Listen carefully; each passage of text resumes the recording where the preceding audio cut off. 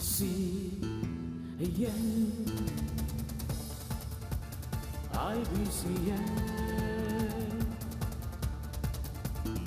IBCN.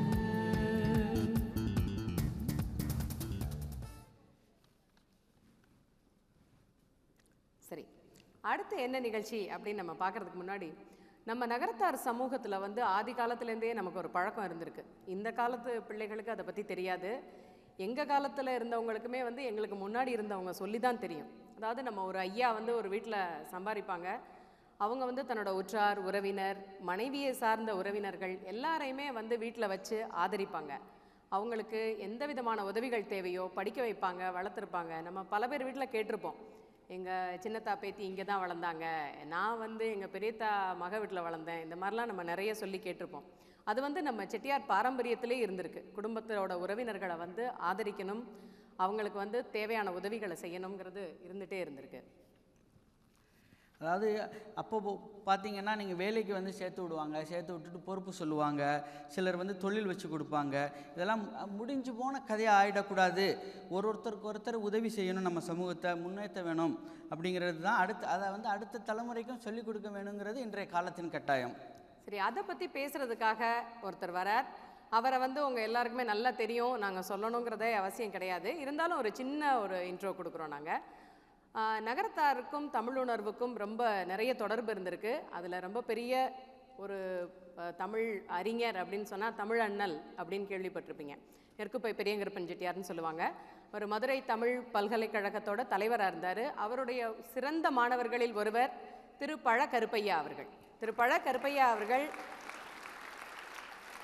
அவரை பற்றி எதுவுமே சொல்ல தேவையில்லை. அவர் பேச ஆரம்பித்தாருன்னா குற்றாலத்துலேருந்து அருவி கொட்டுற மாதிரி பேச்சு கொட்டிக்கிட்டே தான் இருக்கும். அது கூட சீசனுக்கு தான் கொட்டும். ஆனால் ஐயா பேசினாங்கன்னா தமிழ் கொட்டிக்கிட்டே இருக்கும். ஆனால் நேரம் கருதி இன்றைக்கி ஒரு 20 நிமிஷம்தான் அருவி கொட்டும்ங்கிறதையும் தெரிவிச்சுக்கிறோம். ஸோ வி வெல்கம் நம்ம பழ கருப்பை அண்ணனை மேடைக்கு அழைக்கிறோம். திரு பழ கருப்பையா அண்ணன் அவர்களுக்கு ஒரு நினைவு பரிசை வழங்க திருமதி வள்ளியாச்சி அவர்களை மேடைக்கு அழைக்கிறோம்.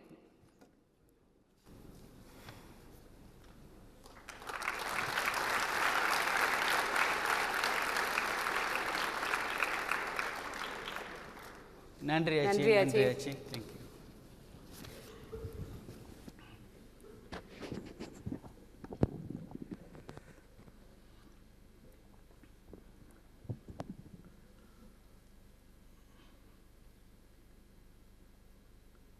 நகரத்தார் சார்பாக நடத்தப்படுகின்ற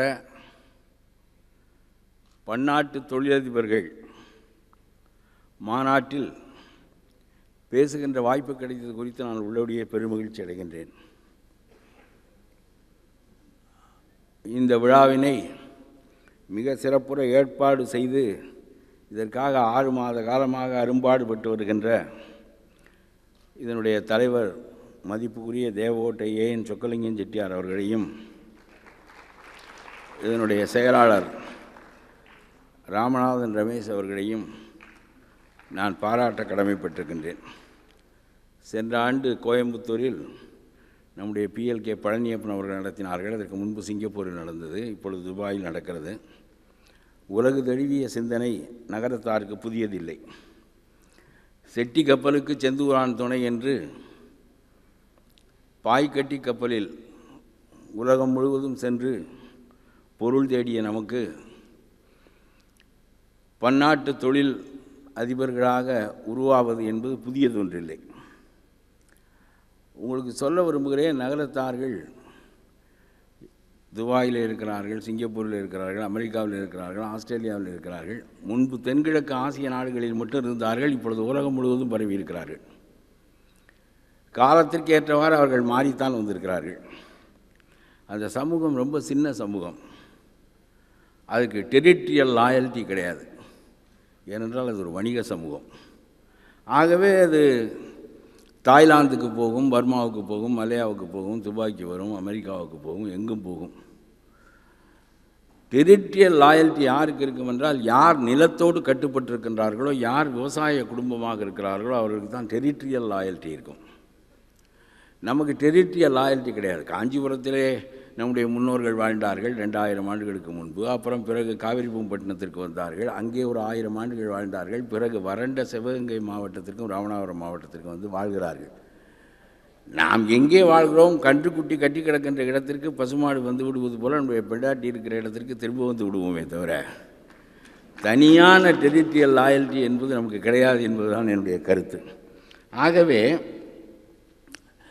உலகம் தழுவி போவதும் பொருளீட்டுவதற்காக போவதும் இடரச்சங்களை ஏற்றுக்கொள்வதும் இவை நமக்கு புதியவை இல்லை. Risk is a part of business. ஆகவே அது தட் இஸ் இன்ஹெரண்ட். அது ஒரு பெரிய பிரச்சனை என்று எனக்கு தோன்றவில்லை. பல பேர் சொல்லுகிறார்கள், நம்முடைய ராமநாதன் ரமேஷ் ரொம்ப அருமையாக என்னிடம் தொலைபேசியிலும் இதை பற்றி பேசிக்கொண்டே இருந்தார், பல நாட்களாக பேசினார். நான் சொல்கிறேன், ரொம்ப இந்த செட்டிநாட்டு தாலாட்டு பாடல்களெல்லாம் நீங்கள் கேட்டால் எவ்வளவு தூரம் இவர்கள் இந்த தொழில் முனைப்பில் உள்ளவர்கள் என்பது தெரியும். காசியிலே தொட்டி கட்டி காசியிலே பட்டெடுத்து கப்பலிலே தொட்டி கட்டி தொட்டி வரிந்து கட்டி துறைமுகனை போட்டாட்டி தொட்டிலுக்கு கீழே துணையிருப்பாள் மீனாட்சி கட்டிலுக்கு கீழே காத்திருப்பான் சொக்கலிங்கம் என்று நம்முடைய ஆட்சிகள் பாடுவார்கள். காசியிலே போய் பட்டெடுத்து வந்து நம்முடைய உத்தரத்திலே கட்டாமல் கப்பலிலே போய் கட்டினார்களாம். பிள்ளை பிறந்து விட்டது, ஆண்மகவு பிறந்து விட்டது, இனிமேல் சம்பாதிப்பது தான் அதனுடைய வேலை என்று அந்த ஆட்சி முடிவு கட்டுகிறார். ஆகவே அது நடக்க தெரிந்த பருவம் தொட்டியை விட்டு இறங்குவதற்கு முன்னாலேயே தொட்டியையே கப்பலிலே கட்டி கொண்டு வைக்கப்போ என்று அனுப்புகிறாளாம்.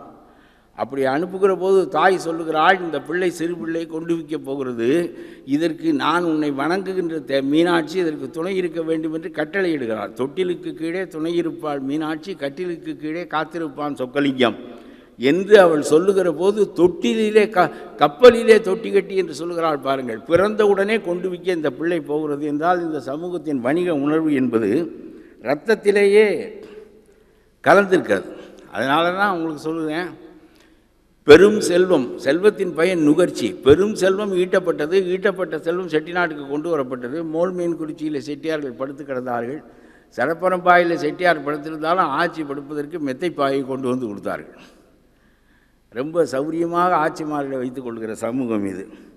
அப்புறம் வெல்வெட்டு துணியிலே தலையணி தைத்து, இதெல்லாம் உலகச் செல்வம் செட்டிநாட்டுக்கு வந்தது சேர்ந்ததினுடைய விளைவு.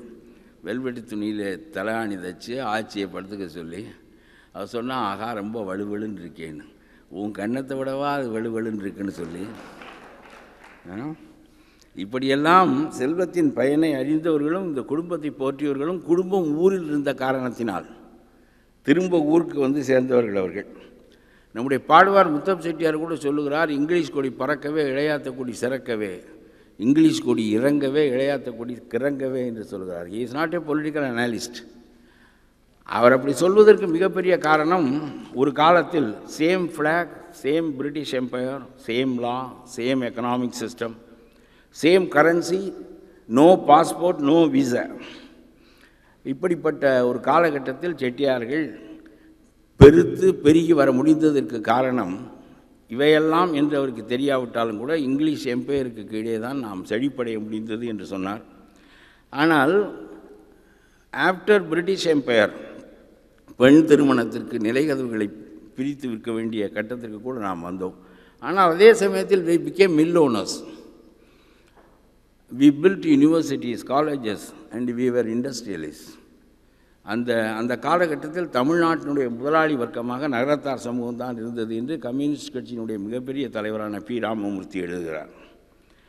அந்த காலகட்டம் மீண்டும் திரும்பி இருக்கிறது.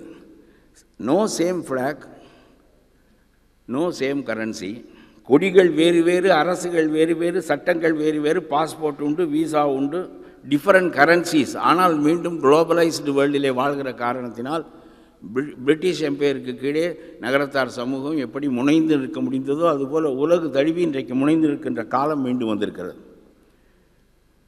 அத்தகைய நிலையை பயன்படுத்தி கொள்ள வேண்டும் என்று ராமநாதன் ரமேஷ் போன்றவர்கள், ஏஎன் சொக்கலிங்கம் போன்றவர்கள் விரும்புகிறார்கள். இதை நாம் கற்பிக்க வேண்டும் என்று சொல்லுகிறார்கள். நான் சொல்கிறேன், அது கற்பிக்கப்பட்டு வருவதா என்று எனக்கு தெரியாது. நமக்கு ரொம்ப பெரிய சிரமம் என்னென்றால் கமாண்ட் எக்கானமி இருந்தால் ரொம்ப சிரமம். ஏனென்றால் government makes most economic decisions, communist regimes. அப்படி அல்ல, இது laissez faire economy. Most decisions are made in the market. அதனாலே இது ஒன்றும் நகரத்தார்களுக்கு புதியதில்லை. ஆகவே சொந்த லாபமே நோக்கமாக உள்ள ஒரு சமூகத்தில் தனி மனிதன் தன்னுடைய லாபத்தை மட்டுமே நோக்கமாக கொண்டிருந்தாலும் கூட சமூகம் மேலாக வர முடியும். கண்ட்ரீஸ் கேன் கிரியேட் வெல்த் என்று ஆடம் ஸ்மித் சொல்லுவான். ஆகவே அதில் all decisions are made in the market yet it functions remarkably well என்று ஆடம் ஸ்மித் பேசுவான். ஆனால் இன்றைக்கு காலம் ரொம்ப பெரிய அளவுக்கு மாறி இருக்கிறது. குளோபலைசேஷன் என்பது வீழ்ந்து கொண்டிருக்கிறது. யூரோப்பியன் யூனியனை விட்டு இங்கிலாந்து வெளியே வந்து விட்டது. உலகளாவிய பொருளாதாரம் பேசிய ட்ரம்ப் அமெரிக்கா இப்பொழுது புரொடெக்ஷனிசம் பேசுகிறது. கம்யூனிசம் பேசிய சீனா இப்பொழுது குளோபலைசேஷன் பேசுகிறது. பெரிய வர்த்தக நாடாகிவிட்ட சீனா உலகம் முழுவதும் தழுவி நிற்க விரும்புகிறது. தன்னுடைய மக்களுக்கு வாய்ப்புகள் சுருங்கிவிட்டன என்று கருதுகிற ட்ரம்ப் புரொடெக்ஷனிசத்தை நோக்கி செல்லுகிறார். ஆகவே யூரோப்பியன் யூனியனை விட்டு இங்கிலாந்து வெளியேறியதும் ட்ரம்பினுடைய வெற்றியும் புரொடெக்ஷனிசத்தினுடைய வெற்றியாகவும் குளோபலைசேஷனுடைய டிக்ளைனிங் ஆஃப் குளோபலைசேஷன் என்றும் கூட கருதப்படுகின்ற காலம் இது. இருப்பினும் கூட நான் சொல்லுகிறேன், நம்முடைய ராமநாதன் ரமேஷ் என்று சொன்னார், இந்த மிக்ரேஷன் டு எம்ப்ளாய்மெண்ட் என்பது நகரத்தார் சமூகத்தில் இப்பொழுது புதிதாக ஏற்பட்டிருக்கிற கவலை என்று அவர் என்னிடம் சொன்னார். எல்லோரும் தொழிலை விட்டுவிட்டு வேலையை நோக்கி போகிறார்கள். வேலைக்கு செல்கின்றவனுக்கு தான் பெண் கொடுக்கவே விரும்புகிறார்கள் என்று சொன்னார். உண்மையிலே நம்முடைய வாழ்க்கையை பெண் கொடுக்கிறவர்கள் தீர்மானிப்பார்கள் என்பது நியாயமானது தான். ஏனென்றால் ஏதாவது செய்ய வேண்டும். பெண்ணே கொடுக்க மாட்டான் என்றால் நாம் பணத்தை சம்பாதித்து வைத்து கொண்டு என்ன செய்வது? அதனால் வேலைக்கு போகிறவனுக்கு பெண் கொடுக்கத்தான் விருப்பப்படுகிறார்கள் என்று அவர் சொன்னார். நீங்கள் என்ன செய்கிறீர்கள் என்று கேட்டேன். நான் வேலையில் தான் இருக்கிறேன் என்று சொன்னார். சரி, அவருக்கு திருமணம் ஆகிவிட்டது, இனிமேல் அவர் மாறுவதற்கு ஒன்றும் பிரச்சனை இல்லை. ஆகவே பெரும் சம்பளம் 70-80 லட்சம் ரூபாய் சம்பளம் வாங்குகின்ற போது அவர்கள் வேலையில் இருப்பதை பற்றி பெரிய சிரமமாக எல்லோரும் தொழில் செய்வது என்பது அப்பொழுதும் கூட நம்ம ஏஎம்எம், ராஜா சர்முத்தையா செட்டியார், நம்ம இந்தியன் ஓவர்சீஸ் பேங்க், அப்படி சில பெருமுதலாளிகளை தான் உருவாக்க முடியும். எல்லோரும் பெருமுதலாளிகளாக உருவாவது என்பது இயல்பில்லை. ஆனால் நகரத்தார் சமூகம் ஒட்டுமொத்தமாக முன்னேறியது. பெட்டியடி பையனாக போய் அடுத்த ஆளாகி அப்புறம் ஏஜெண்ட் என்று நம்முடைய ஆட்கள் சொல்ல மாட்டார்கள், கூட்டாளி என்று சொல்வார்கள். அவனை தன்னுடைய கூட்டாளியாக வேலை பார்க்கின்றவனை கருதுவார்கள். அவனுக்கு ஒரு பங்கு வைத்து கொடுப்பார்கள். அந்த பங்கு பணத்தை முதலிலேயே வரவு வைப்பார்கள். அவனுடைய சம்பளத்தை முதலிலேயே வரவு வைப்பார்கள். பிறகு ஒரு 3-4 கணக்கு கொண்டு விட்ட பிறகு அவன் முதலாளியாக வருவான். அவன் அடுத்த ஆளை கூட்டி கொண்டு போவான். இப்படியே அந்த சமூகம் முழுவதும் ஒட்டுமொத்தமாக முன்னேறிய நிலை போய் இன்றைக்கு அந்த கம்யூனிட்டிஸ் ரைஸ் என்பது போய் இண்டிவிஜுவல் ரைஸ் என்பது வந்துவிட்டது என்று ராமநாதன் ரமேஷ் என்று சொன்னார். ஆனாலும் கூட நான் சொல்லுகிறேன், வேலையை விட்டு ரொம்ப பாதுகாப்பாக இருக்கிறது, பெருஞ்சம்பளம் வாங்க முடிகிறது, உலகம் முழுவதும் செல்ல முடிகிறது என்பது ரொம்ப பெரிய விஷயம்தான்.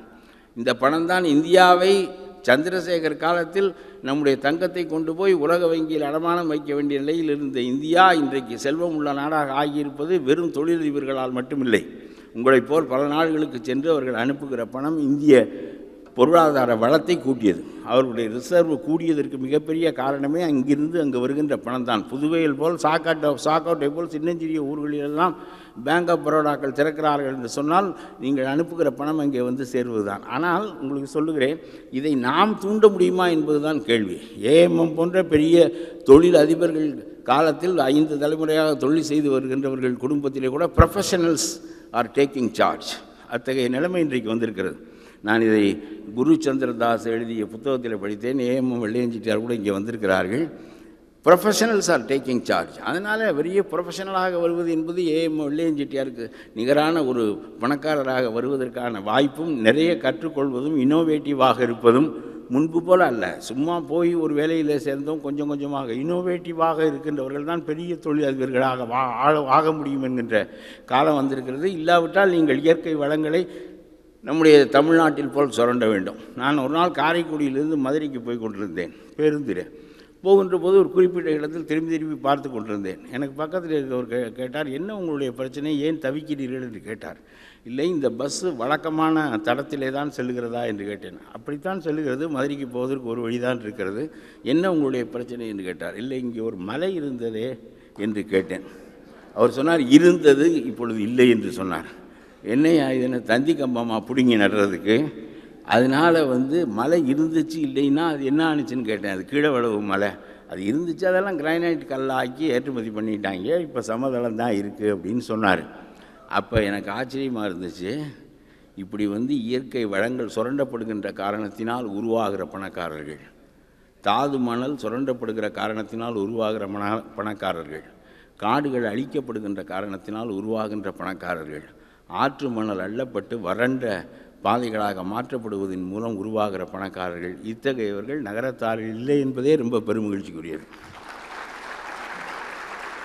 தவறான வழியில் தொழில் செய்வதில்லை, தவறான வழியில் சேர்ப்பதில்லை என்பதெல்லாம் இந்த சமூகத்தினுடைய மிக உள்ளார்ந்த மிகப்பெரிய விஷயங்கள்.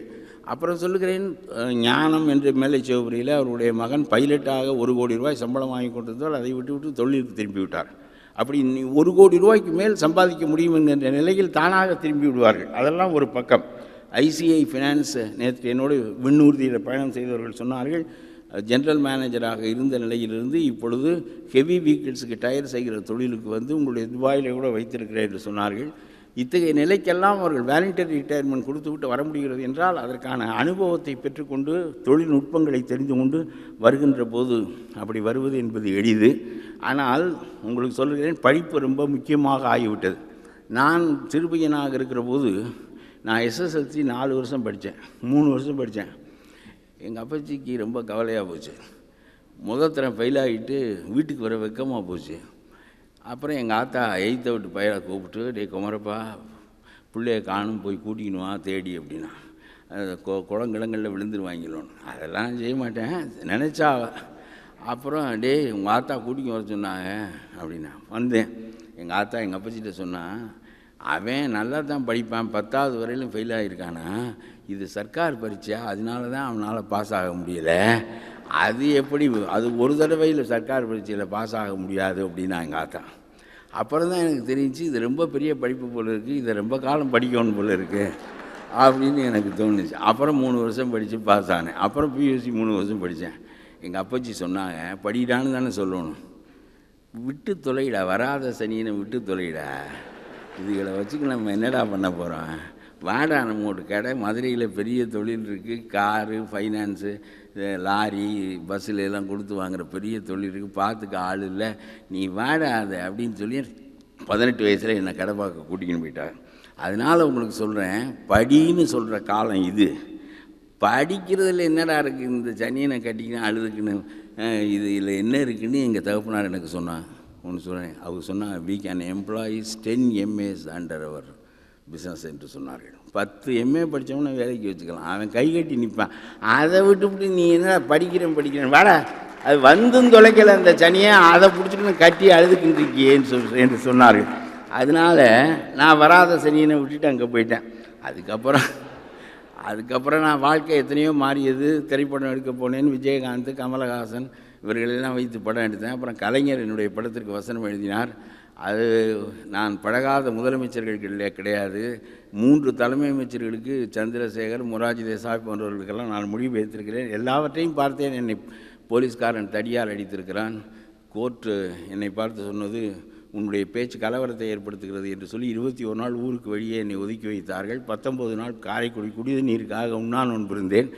என்னென்னவோ செய்து பார்த்தேன் என்று வைத்துக் கொள்ளுங்கள். ஆனால் உங்களுக்கு சொல்லுகின்றேன், எவையும் எல்லாவற்றையும் செய்து, தொழிலினுடைய தகப்பனாருக்கு உதவியாக இருந்து, பிறகு அங்கிருந்து மாறி திரைப்படத்துறைக்கு போய் திரைப்படத்துறையில் ஏறி இறங்கி தவ்வி கீழே விழுந்து காயம்பட்டு எல்லா நிலைகளுக்கும் உள்ளாகி, அப்புறம் அரசியலுக்கு திரும்பி கடைசியில் எம்எல்ஏ ஆகி, எனக்கு பக்கத்தில் இருந்த சோழவந்தான் தொகுதி எம்எல்ஏ 20 கோடி சம்பாதிச்சிருக்கேன்னு, ஏன்னா இப்படி உட்காந்துக்கிட்டு அந்த அம்மாவோட சரி பண்ணிக்கு போங்கன்னாரு. 20 கோடி சம்பாதிச்சிருக்கேன், நான் ஒன்றுமே இல்லாமல் நான் பால்கேன் போட்டுக்கிட்டு இருந்தேன், 20 கோடி சம்பாதிச்சிருக்கேன் என்று அவன் சொன்னான். இப்போ politics has become a profession. உங்களுக்கு சொல்லுவேன், ரொம்ப அசிங்கமானது இந்த அரசியல்.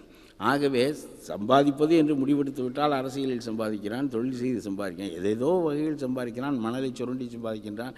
உலகத்தில் வேல்யூஸ் என்பது ஒழிந்து போய்விட்டது. வேல்யூஸ் ஒழிந்து போய்விட்டதுடைய அதிர்வு நகரத்தார் சமூகங்களிலும் கூட கொஞ்சம் அளவுக்கு இருக்கிறது. அது ரொம்ப ட்ரெடிஷ்னல் சமூகம் என்கின்ற காரணத்தினால் அது இல்லை என்று சொல்லி, ஆனால் நீங்கள் சிந்திக்க வேண்டியது, நம்மால் 2 நிமிஷம் இருக்கிறது, இந்த நேர அதிர்வு என்னை ரொம்ப பெரிய அளவுக்கு என்னுடைய சிந்தனையை போட்டு புரட்டுகிறது. இது கடியாரத்தை வச்சுக்கின்னு பொண்டாட்டியை காதலிக்கிறதும் ஒரு மாதிரி, நேராச்சு முடிங்கங்கிறது மாதிரி வந்துடும். அது மாதிரியானது தான் இந்த பேசுகிறது தான். அதனால் எனக்கு உங்களுக்கு சொல்லுகிறேன், நம்ம பெரிய செல்வர்களை உருவாக்கியிருக்கிறோம். இது ஒன்றும் பெரிய புதிய விஷயம் இல்லை. சிவநாடார்களை நோக்கி நீங்கள் போக வேண்டும் என்று சொன்னால் ஏஎம்எம்கள் சிவநாடார்களை போன்றவர்கள் தான். பெரிய செல்வர்களை நாம் உருவாக்கியிருக்கிறோம். பட்டினத்தார் மிகப்பெரிய கோடீஸ்வரன். ஒரு நாள் எல்லாவற்றையும் திறந்து விட்டு செல்கின்ற நிலைமைக்கு, சூறையாடி விட்டு கோவணத்தோடு செல்கின்ற நிலைமைக்கு வந்தார். அழகப்பரை நாம் உருவாக்கினோம். இந்த சமூகம் மிகப்பெரிய செல்வத்தை சேர்க்கிற சமூகம். பிறகு அதை சமூகத்திற்கு வாரி வழங்குகிற சமூகம். நாம் 3 பல்கலைக்கழகங்களை கட்டினோம், பெரிய கல்லூரிகளை, உயர்நிலைப் பள்ளிகளை எல்லாம் கட்டியிருக்கிறோம். நாம் செய்யாத தர்மங்கள் இல்லை. ஆகவே இந்த சமூகம் செல்வத்தை சேர்க்கிற சமூகம் என்கின்ற காரணத்தினால் கடைசியாக முடிக்கிறேன், டெரிட்டரியல் லாயல்ட்டி கிடையாது. பணத்தினுடைய பயன்பாடு துய்ப்பு. பொண்டாட்டிக்கு மெத்தப்பை வாங்கி கொடுக்குறது, ஆனால் அதே சமயத்தில் அதை ஊருக்கு பயன்படுத்துறது. அதனால் we could produce அழகப்பாஸ், we could produce a Pattinathar, ஆனால் but we cannot produce Immanuel Kant. நினைத்து பாருங்கள். காலம் என்பதும் வெளி என்பதும் கிடையாது. Space and time, they are our imaginations. நாம் ஒன்றை புரிந்து கொள்வதற்காக நம்முடைய மனம் உருவாக்கி கொண்ட கற்பிதங்கள் இவை. இந்த கற்பிதங்களின் வழியாகத்தான் நாம் அதை அறிய வேண்டி இருக்கிற காரணத்தினால் காலத்தையும் வெளியையும் நாம் கற்பித்து கொண்டோம். இதுவரை உண்மையில்லை என்று சொன்ன இமானுவேல் காண்ட், அவனைப் போல ஒரு மனிதனையும் எந்த ஒரு கருத்தும் தீசிஸாக வருகிறது, பிறகு எதிர்கருத்தான ஆன்டி தீசிஸால் மோதப்படுகிறது, பிறகு சிந்தசிஸ் ஆகிறது, புதிய கருத்தும் எதிர்கருத்தால் மோதப்படுகிறது. காலம் இப்படியே கருத்து நிலையில் வளர்ந்து கொண்டு போகிறது என்கின்ற ஹெகலையும் உருவாக்க நகரத்தாரால் முடியுமா என்பதுதான் என்னுடைய கவலையை தவிர, பாடுவார் முத்தப்ப செட்டியார் நமக்கு போதும். அது பட்டினத்தார்களும் அழகப்பர்களையும் உருவாக்கியது சமூகத்தினுடைய மிகப்பெரிய பெருமை. செல்வத்தின் பயன் துய்ப்பு, செல்வத்தின் பயன் பகிர்தல், செல்வத்தின் பயன் வள்ளல்களை உருவாக்குதல். ஆனால் அதற்கு மேலான ஒரு உலகமும் இருக்கிறது. இமானுவேல் காண்டையும் ஹெகலையும் உற்பத்தி செய்வதை பற்றி ராமநாதன் ராமேஷ் சிந்திக்க வேண்டுமே தவிர, ஏன் சொக்கலிங்கம் சிந்திக்க வேண்டுமே தவிர, இயற்கையாக பல செல்வர்கள் நம்முடைய இருக்கிறார்கள். அதற்கான தூண்டுதல் நம்முடைய ரத்தத்தில் எப்பொழுதும் இருந்து வந்திருக்கிறது என்று சொல்லி விடைபெறுகிறேன்.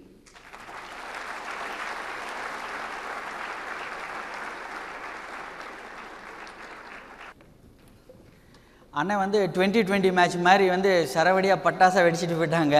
அதாவது அண்ணன் இளையவர் முதல் பெரியவர் வரை அவ்வளோ பேரும் 20 நிமிஷத்தில் கவர்ந்து இழுத்துட்டாங்கிறதுல எந்த ஒரு ஐயமுமே கிடையாது. 20 நிமிஷம் தான்னாலும் குற்றால அருவியில் குளிக்கிற மாதிரி வருமா? கண்டிப்பாக அந்த குற்றால அருவியில் குளித்த சுகத்தை கொடுத்தாங்க அண்ணன். அவங்களுக்கு எங்களுடைய மீண்டும் ஒரு நன்றிகளை தெரிவிச்சுக்கிறோம். மீண்டும் ஒரு முறை அண்ணனுக்கு ஒரு கரகோஷத்தை கொடுக்கலாம்.